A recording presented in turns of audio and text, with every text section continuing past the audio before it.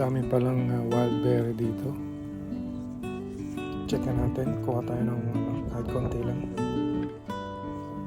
Ayun, meron dun. Tingnan natin.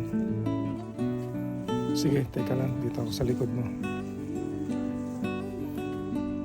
Itong isa na to, pulang-pula, mukhang masarap. Tsaka itong isa pa.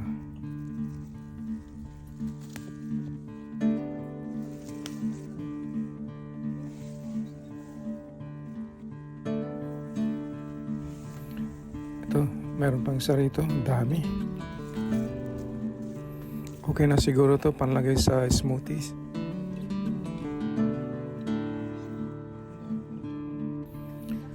Ang dami pa doon, no? Kaya lang medyo malayo ng konti, baka mahulog ako dyan. May bagin dyan eh.